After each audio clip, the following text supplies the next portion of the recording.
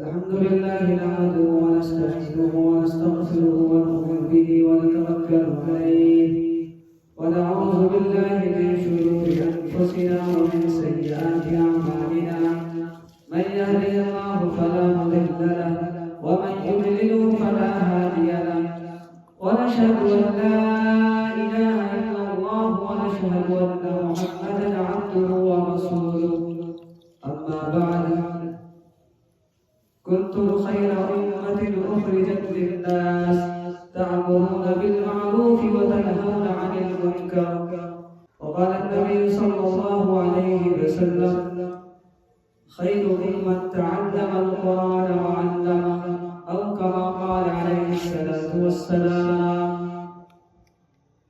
جس دور پہ نازاں تھی دنیا اب ہم وہ زمانہ بھول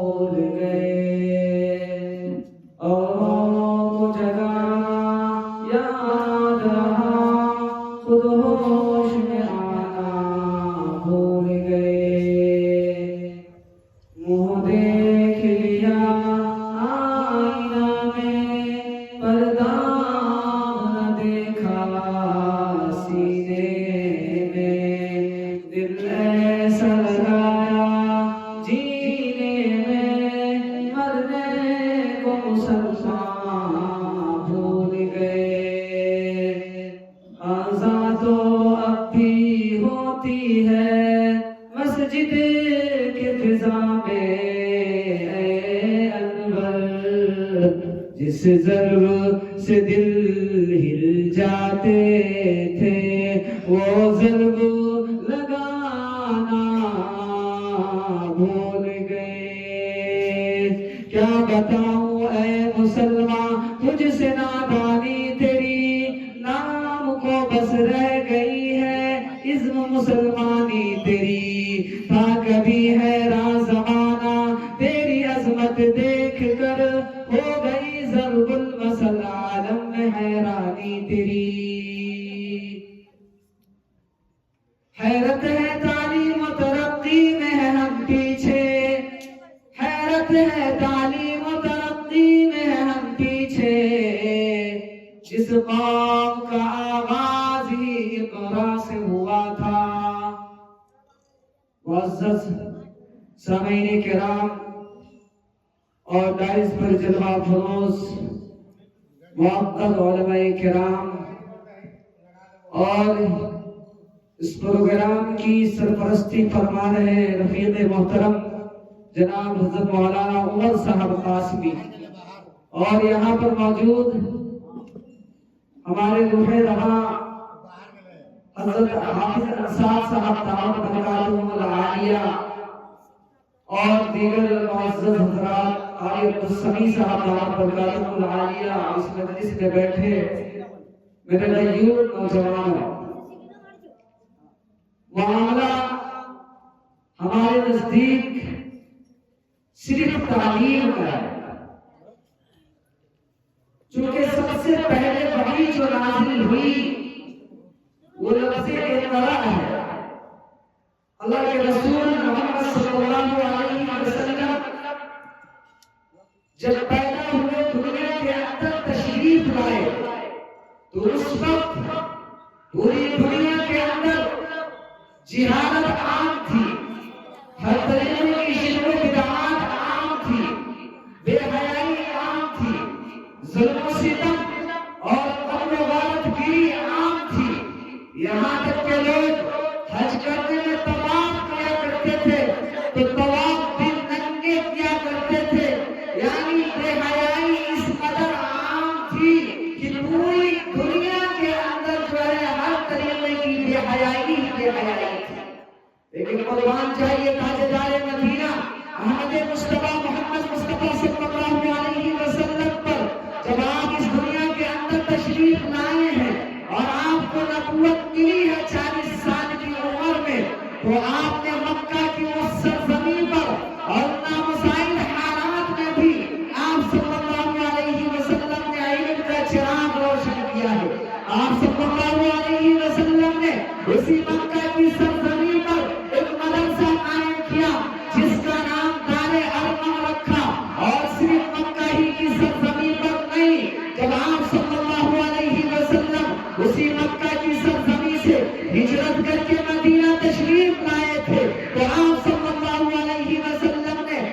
مدینے میں مسجد نبوی کا قیام عمل میں لایا اور اسی مسجد کے چبوترے پر سنہ قائم کیا اور اسی سننے پر صحابہ کرام رضی اللہ تعالیٰ عنہم کو پڑھایا. وہ صحابہ کرام رضی اللہ تعالیٰ عنہم اس وقت وہ شاگرد تھے آپ کے وسلم کے, وہ طالب علم تھے, طالب علم کی حیثیت سے رہتے تھے. آپ صلی اللہ علیہ وسلم نے اسی سپر یونیورسٹی سے, آپ صلی اللہ علیہ وسلم نے اسی سپر مدرسہ سے, آپ صلی اللہ علیہ وسلم نے اسی سپر مکتب سے ان طالب علموں کی ایسی تربیت کی کہ وہ سارے صحابہ کرام رضی اللہ تعالیٰ عنہم چند دنوں میں ہی آپ صلی اللہ علیہ وسلم کے اس پیغام کو لے کر, قرآنی آیات کو لے کر پوری دنیا کے اندر پھیل گئے اور چند دنوں میں وہ اسلام پوری دنیا کے اندر پھیل گیا. میرے بھائی, یہ تربیت کا نتیجہ تھا. آپ وسلم نے اپنے صحابہ کی تربیت کی. جس وقت یہ آیت اتری اقرأ باسم ربک الذی خلق, اس وقت مکہ کی سرزمین پر بہت زیادہ برائی تھی. حالات کا تقاضا یہ تھا کہ اس برائی کو ختم کرنے کے لیے کوئی آیت نازل ہوتی. تقاضا یہ تھا کہ شرک عام تھا, شرک کی نفی میں کوئی آیت نازل ہوتی. تقاضا یہ تھا کہ لوگ بت پرستی یعنی بت کی پوجا کیا کرتے تھے, بت کی نفی میں کوئی آیت نازل ہوتی. لیکن اللہ تبارک و تعالیٰ نے سب سے پہلے جو قرآن کی آیت نازل کی وہ اقرأ باسم تھی, یعنی پڑھ تو اپنے رب کے نام سے. یعنی جب علم آئے گا جہالت دور ہو جائے گی, علم رہے گا جہالت خود بخود بھاگ جائے گا. اس لیے تقاضا ہوا کہ اقرأ باسم نازل ہوئی اور پھر جہالت اس قدر دور ہوئی, اس قدر دور ہوئی کہ پورے مکہ المکرمہ کے اندر علم کی روشنی پھیلی. اس لیے کہا جاتا ہے کہ علم ہے تو جہالت دور ہو جاتی ہے. جس معاشرے کے اندر علم نہیں ہے وہ معاشرے کے اندر روشنی نہیں ہے. جس معاشرے کے اندر علم ہے اس معاشرے کے اندر روشنی ہے. میرے بھائیو, لیکن آج حالات ہمیں اور آپ کو بتاتے ہیں, آج ہمارے معاشرے کے حالات بد سے بدتر ہوتے جا رہے ہیں. ہم نے اپنا تعلق مدرسے سے توڑ لیا ہے, ہم نے اپنا تعلق قرآن سے توڑ لیا ہے, ہم نے اپنا تعلق علماء سے توڑ لیا ہے, ہم نے اپنا تعلق مساجد سے توڑ لیا ہے. یہی وجہ ہے کہ پورے ملک کے اندر ہمارا مذہب اڑایا جا رہا ہے, پورے ملک کے اندر ہماری کوئی حیثیت نہیں ہے. میرے بھائیوں, آج فتنے کا دور ہے اور فتنہ ہر طرف پھیل رہا ہے, پورے ملک کے اندر پیدا ہوا ہے, پوری دنیا کے اندر خیر و شر کی کشمکش ہے. اور بہت سارے لوگ جو اسلام کو جانتے ہیں, اسلام کا مطالعہ کرتے ہیں, اس کی جانکاری حاصل کر کے وہ اسلام کے اندر داخل ہو رہے ہیں, اور بہت سارے لوگ اسلام سے دور ہو رہے ہیں, مرتد ہو رہے ہیں. مرتد ہونے کی وجہ یہی ہے کہ انہوں نے دینی تعلیم حاصل نہیں کی, انہوں نے مدرسے کی تعلیم حاصل نہیں کی, انہوں نے قرآن کی تعلیم حاصل نہیں کی, انہوں نے اپنے بچوں کو دین نہیں سکھایا, انہوں نے اپنے بچوں کو اسلام نہیں سکھایا. اسلام نہ سیکھنے کی وجہ سے, قرآن تعلیم حاصل نہ کرنے کی وجہ سے پورے ملک کے اندر ارتداد کی لہر دوڑی ہوئی ہے, پورے ملک کے اندر فتنہ ہے. ہر جہاں جانب فتنہ کی گردانیں ہیں اور ہر جہاں جانب سے ہمارے مسلم سماج کی بچیاں ارتداد کی شکار ہو رہی ہیں. ہمارے معاشرے سے کبھی فاطمہ نام کی لڑکی, تو کبھی مریم نام کی لڑکی, تو کبھی تانیہ نام کی لڑکی, تو کبھی عشرت نام کی لڑکی, تو کبھی نصرت نام کی لڑکی کسی غیر مسلم کے ہاتھ میں ہاتھ ڈال کر بھاگتی ہے اور وہ کورٹ میرج کرتی ہے, اور مندروں میں جا کر وہ مندروں میں جا کر سر جھکاتی ہے, آتی رہتی ہے اور وہ اسلام سے پھر جاتی ہے. میرے بھائی, اسلام سے پھرنے کہ اصل میں ذمہ دار مسلمان بھائی کو ہم ہیں. ہم نے اپنے بچوں کی صحیح تربیت نہیں کی, ہم نے اپنے بچوں کو قرآن سے نہیں جوڑا, ہم نے اپنے بچوں کو 10,000 کا گھڑی پہننے والا انسان کو بنا دیا, ہم نے اپنے بچوں کو 5,000 جوتا پہننے والا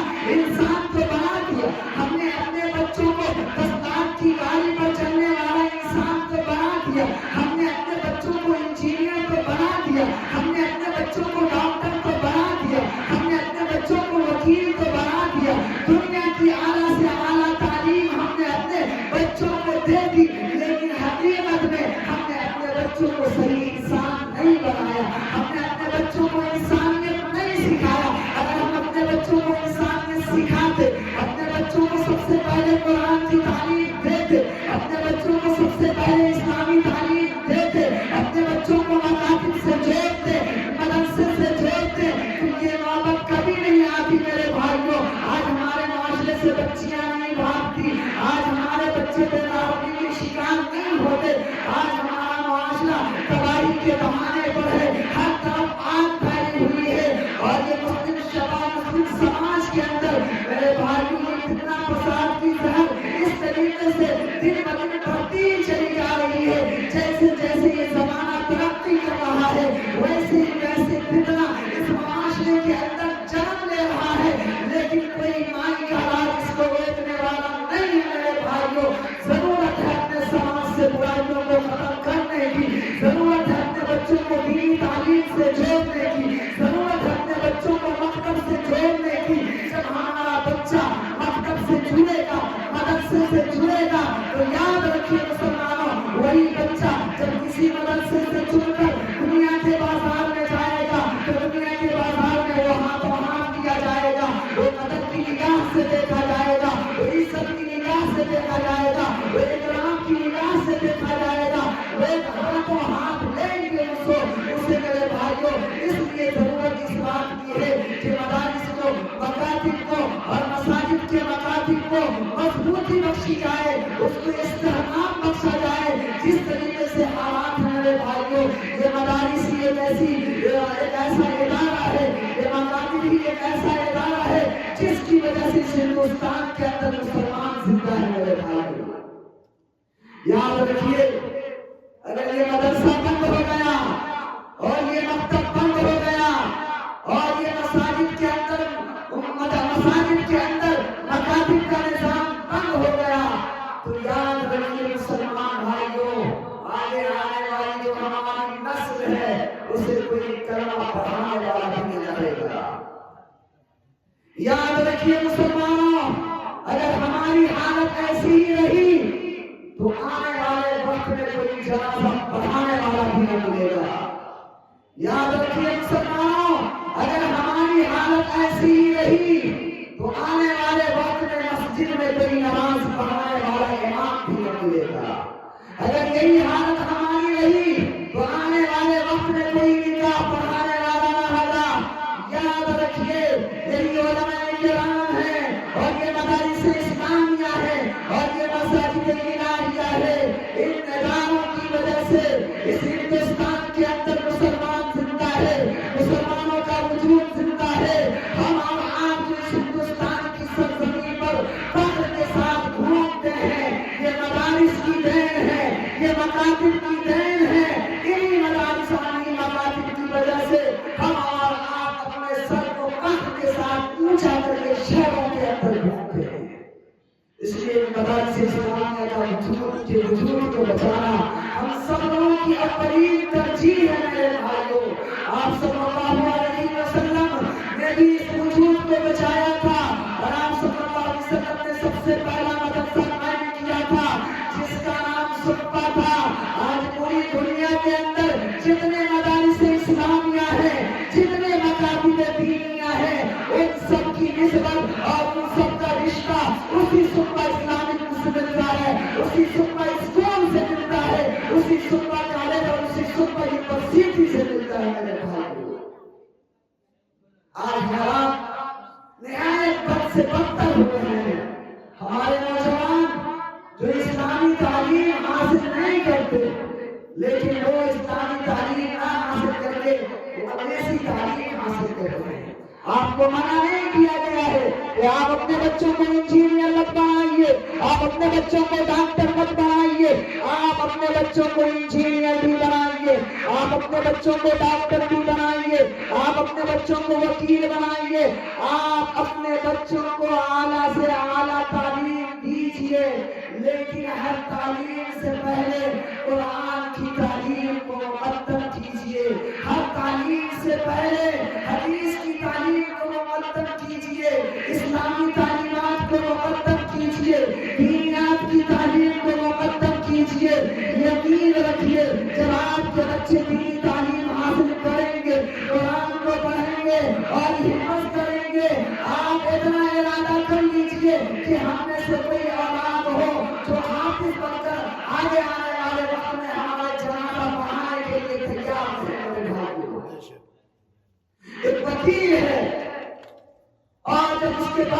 استعمال ہوتا ہے تو وہ سارے بتا ہوتا ہے.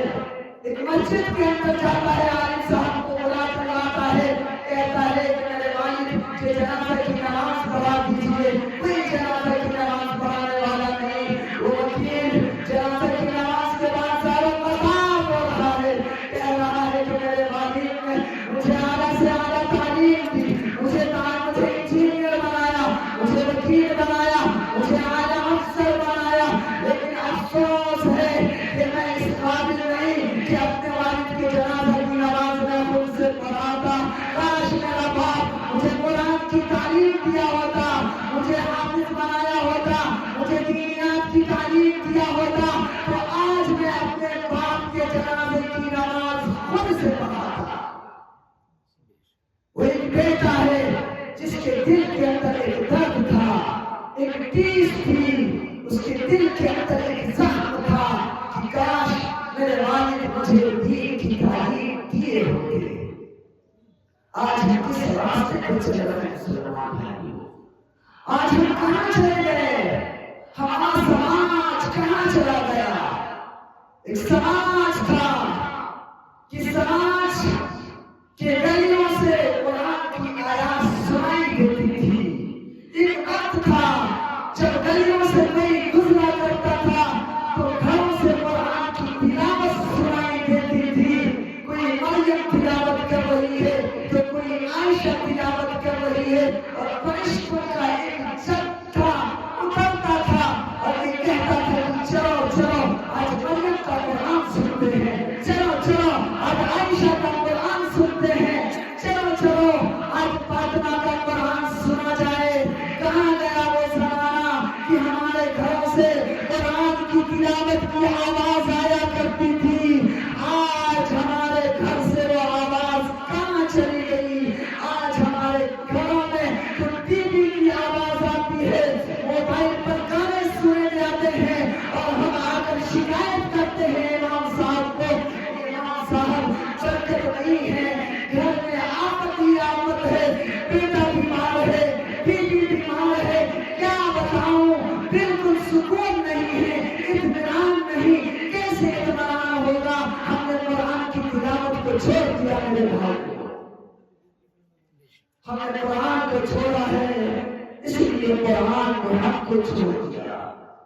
وہ وقت بھی آئے گا مسلمان بھائیوں جب ہماری جنازے کا اعلان ہوگا کہ آج فلانے شخص کا انتقال ہو گیا ہے, ان کے جنازے کی نماز اتنے بجے ادا کی جائے گی, اور پھر ان کو غسل کے تختے پر لٹا دیا جائے گا, اور نیم گرم پانی سے انہیں نہلایا جائے گا, پھر انہیں کفن پہنایا جائے گا, اور کفن پہنا کر اس سنسان جگہ پر لے جایا جائے گا. ان کے دوست بھی ساتھ ہوں گے, ان کے رشتہ دار بھی ساتھ ہوں گے, ان کے والد بھی ساتھ ہوں گے, پڑوسی بھی ساتھ ہوں گے, اور نرم مٹی کے اندر اسے دبا دیا جائے گا. یہ قرآن آئے گا, قرآن کہے گا تو مجھے نہیں یاد کرتا تھا, تو مجھے نہیں پڑھتا تھا, میرے احکام پر عمل نہیں کرتا تھا, میرے بتائے ہوئے پر نہیں چلتا تھا. بتا, میں تجھ سے پوچھتا تھا صبح میں تو کہتا تھا میرے پاس وقت نہیں, میرے پاس وقت نہیں, سو رہا ہوں. جب تو پار کا وقت آتا تھا کہتا تھا کہ تھوڑی سی تلاوت کر لے, تو کہتا تھا میرے پاس وقت نہیں, مجھے مارکیٹ جانا ہے. شام میں کہتا تھا کہ تلاوت کر لے, جب شام میں آتا تھا شوٹ بوٹ اتارتا تھا, جب تو کہتا تھا کہ ابھی تو جاب کر کے آیا ہوں, میرے پاس وقت نہیں ہے. بتا مسلمانوں, اس اندھیری کوٹری میں میں کیسے تمہارا ساتھ دوں گا جبکہ تم نے مجھے دنیا کے اندر ٹھکرایا ہے. یہ میرے مسلمان بھائیوں کے بہت بڑا المیہ ہے. آج کتنے لوگ ہیں جو قرآن کی تلاوت کرتے ہیں, آج کتنے لوگ ہیں جو قرآن کے کہے پر عمل کرتے ہیں. تو پتا چلا کہ اگر پوچھا جائے تو ہم میں سے جو چند ہی ایسے لوگ ہوں گے جو قرآن کی تلاوت کرتے ہوں گے. یقین جانیے مسلمانوں, وہ وقت بھی آنے والا ہے, قیامت کا منظر ہوگا, اور اللہ کے رسول محمد صلی اللہ علیہ وسلم کی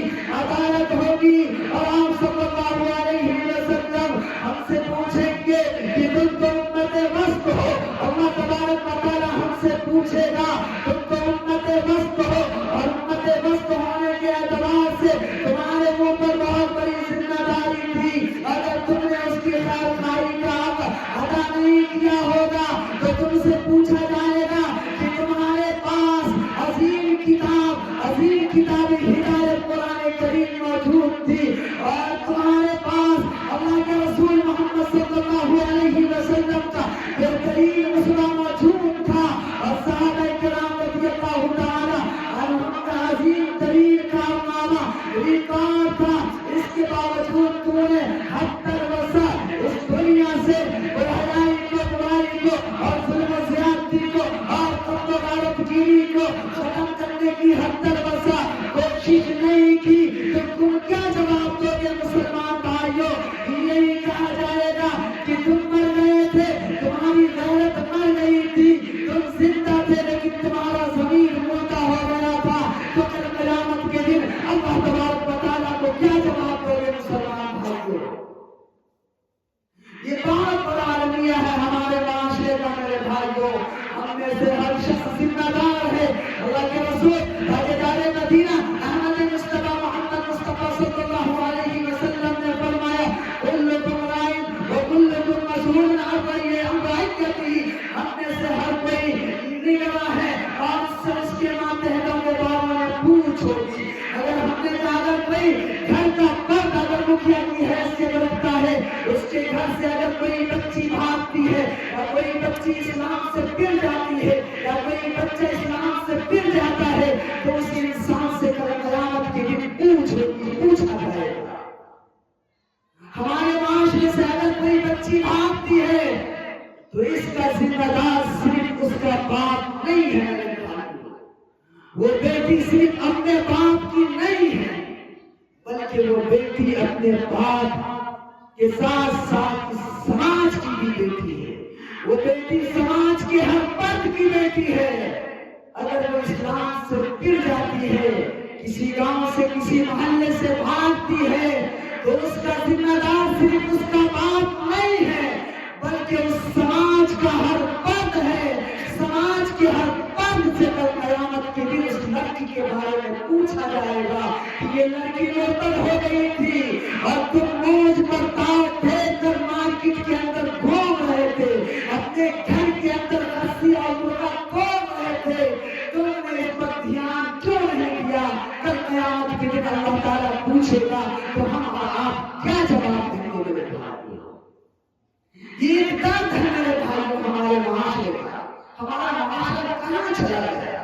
ایک زمانہ تھا ہمارے معاشرے میں خوددار لوگ بستے تھے.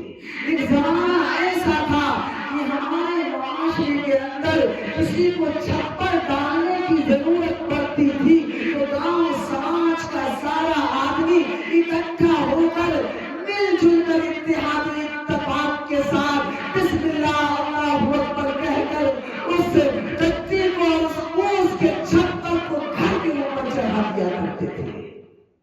آج کہاں چلے گئے؟ ہمارا اخلاق کہاں چلا گیا میرے بھائیوں؟ ایک زمانہ تھا گاؤں کے سماج کے اندر خوددار لوگ بستے تھے, لیکن آج وہ سماج کہاں چلا گیا میرے بھائیوں؟ آج ہمارے گاؤں سے ہمارے سماج سے بھکاریوں کا ایک جتھا نکل رہا ہے, بھکاریوں کی ایک ٹولی نکلتی ہے, بھکاریوں کی ایک جماعت نکلتی ہے جو ہم سے ہی نہیں بلکہ شہروں کے اندر غیروں کے سامنے بھی ہاتھ پھیلائے رہتی ہے اور وہاں بھی لوگوں سے پیسہ وصول کرتی ہے. یہ اسلام کو ان لوگوں نے بدنام کیا ہے میرے بھائیوں. کہاں گئے وہ خوددار لوگ جو ہمارے معاشرے کے اندر بسا کرتے تھے؟ کیا وہ سب کے سب قبرستان کے اندر دفن ہو گئے؟ کیا ان کی نسلیں بھی دفن ہو گئی مسلمان بھائیوں؟ اس کے بارے میں بھی کل قیامت کے اندر پوچھا جائے گا کہ تم سماج کے اندر ایک چودھری تھے, تم مالدار تھے, تمہارے پاس پیسے تھے, تمہارے پاس روپیے تھے, تم نے ہاسپٹل کیوں قائم نہیں کیا, تم نے کارخانے کیوں قائم نہیں کیے, تم نے ادارے کیوں قائم نہیں کیے, تم نے کالج کیوں قائم نہیں کیے؟ تم سے پوچھا جائے گا مسلمان بھائیوں کہ تم نے قائم کیوں نہیں کیے؟ بھکاری تو تم نے بنایا ہے. اگر ہم اگر لوگوں کو بھیک دینا بند کر دیں اور اور اس کی جگہ کارخانہ قائم کریں، ایسے ہاسپٹل قائم کریں جن کو ان کی بے روزگاری دور ہو، ایسے اسکول کالج قائم کریں کہ بچے اس کے اندر پڑھے اور اس کی بے روزگاری دور ہو جائے۔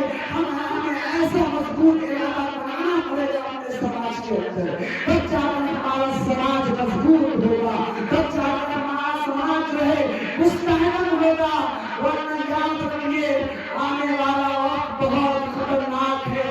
ہم نے اپنے بچوں کو اگر زیور تعلیم سے آراستہ کیا، اگر ہم نے اپنے بچوں کو زیور تعلیم سے آراستہ کیا تو یقین جانیے یہی بچے اور یہی بچیاں ہم سب لوگوں کے لیے نجات کا ذریعہ بنیں گی، اور انشاءاللہ قیامت کے دن ہم سب لوگوں کا سر فخر سے اونچا رہے گا انشاءاللہ۔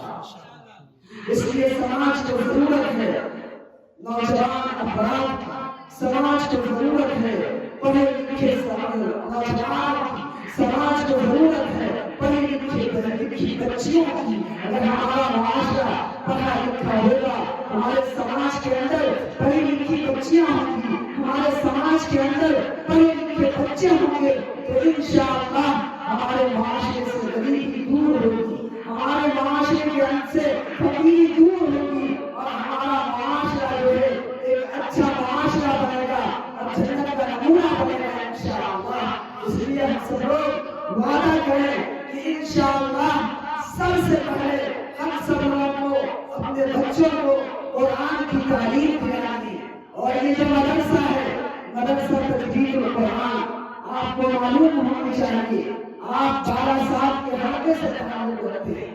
یہ بہار کی سرزمین، خاص طور پر یہ شمالی سرزمین ایسی سرزمین ہے جس کی خاک سے ایسے ایسے باقاعد علماء کرام پیدا ہوئے ہیں جنہوں نے صرف اپنے علاقہ کو بلکہ پورے ہندوستان کو فائدہ پہنچایا ہے۔ اسی حلقے سے تعلق رکھنے والی ایک عظیم شخصیت، ہم سب کے سرپرست اور ایک بہترین رہنما حضرت مولانا عبدالحنان صاحب قاسمی رحمۃ اللہ علیہ کی ہے۔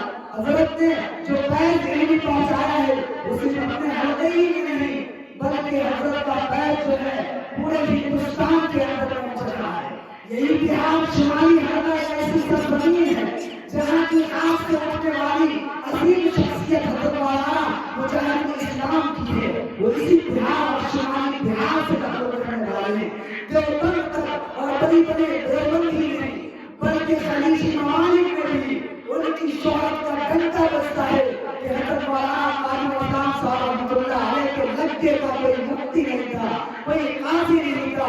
وہ بہار کی سرزمین ہے، یہ سرزمین ہر زمانے میں سرخیز رہی ہے اور اس نے ایسے ایسے علماء کو پیدا کیا ہے اور انشاءاللہ پیدا ہو رہے ہیں، اور قیامت تک اسی سرزمین سے ایسے ایسے علماء پیدا ہوتے رہیں گے جو نہ صرف ہندوستان کے اندر بلکہ پوری دنیا کے اندر اپنا فیض پہنچائیں گے انشاءاللہ۔ یہ مولانا غلام ربانی صاحب یہ محنت و مشقت اور بہترین جد و جہد کے ساتھ الحمدللہ اس ادارے کو چلا رہے ہیں، یہ مبارکباد کے مستحق ہیں، اور ان کے ساتھ دینے والے جو لوگ ہیں وہ ان کے رفیق ہیں۔ ان کے قدم سے قدم اور کندھے سے کندھے ملا کر ان کو مزید آگے بڑھانے کی ضرورت ہے، اس مدرسے کو آگے بڑھانے کی ضرورت ہے۔ ہم نے شہاست ان کے رفیق بن کر رہے ہیں، اگر رفیق بن کر رہیں گے تو یہ گاؤں ترقی کرے گا، یہ مدرسہ مکتب ترقی کرے گا۔ یقین جانیے جس دن آپ ان کے رفیق بن گئے اس دن آپ کا مدرسہ بھی بند ہو جائے گا اور آپ کے گاؤں اور سماج کی ترقی بھی بند ہو جائے گی۔ اس لیے جو اچھا کام کر رہے ہیں، علم کا کام کر رہے ہیں، دین کا کام کر رہے ہیں، سماج کے ہر فرد کی ذمہ داری بنتی ہے کہ ان کے قدم کو مضبوطی بخشی جائے، ان کے ارادے کو مضبوط کیا جائے، ان کے ارادے کو استحکام بخشا جائے، اور ان کے کندھے سے کندھے ملا کر اس مدرسے کو صرف مکتب ہی نہیں بلکہ آگے لے جایا جائے، اور یہ ارادہ بنایا جائے اور یہ حوصلہ کو بڑھایا جائے کہ انشاءاللہ تبارک و تعالی اس ادارے سے آنے والے وقت میں جو نسل تیار کی جائے گی وہ نسل صرف اس علاقے ہی تک محدود نہیں رہے گی بلکہ ہندوستان کے مختلف کونے کونے میں جا کر خدمات انجام دے کر وہ ڈاکٹر بن گئے، انجینئر بن کر، وکیل بن کر، اور وہ اعلیٰ سے اعلیٰ تعلیم حاصل کر کے دنیا کے مختلف کونے میں جا کر اپنا پیر پہنچائے گی، اور یہ نیا دین انشاءاللہ آنے والے وقت میں انقلاب رقم کرے گا۔ اسی چند باتوں پر میں اپنی بات کو ختم کرتا ہوں۔ وما توفیقی الا باللہ۔ اسلام